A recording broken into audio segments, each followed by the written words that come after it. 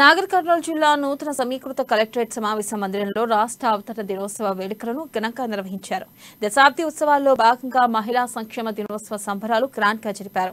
ఇక ముఖ్య అతిథిగా జిల్లా కలెక్టర్ పి ఉదయ్ కుమార్ పాల్గొన్నారు. మహిళల అభ్యున్నతి సాధికారతే ధ్యేయంగా రాష్ట్ర ప్రభుత్వం ఎన్నో సంక్షేమ పథకాలను అమలు చేస్తుందని అన్నారు.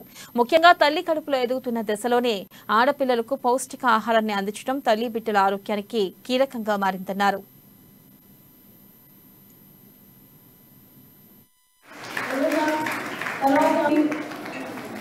మీటింగ్ లో మళ్ళీ ఒకసారి రిమైండ్ చేస్తున్నా, నార్మలీ ఎనీ మీటింగ్ ఏదైనా ఇట్లాంటి స్నాక్స్ ఇస్తే నేను తిన్నాను, పెద్దగా తిన్నాను.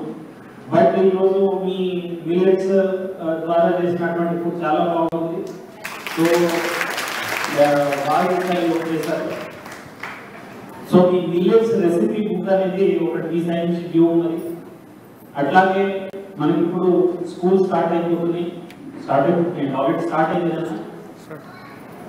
మన అవుట్ రీచ్ ప్రోగ్రామ్ ద్వారా ఎక్కడైతే ఎనిమిక్ కేసెస్ ని మనం ఐడెంటిఫై చేద్దామని అనుకున్నాము, ఐడెంటిఫై చేసినటువంటి వాళ్ళని రెక్టిఫై చేద్దామని అనుకున్నాము, అది కూడా మీ సైడ్ నుంచి కొంత డ్యూ ఉంది నాకు.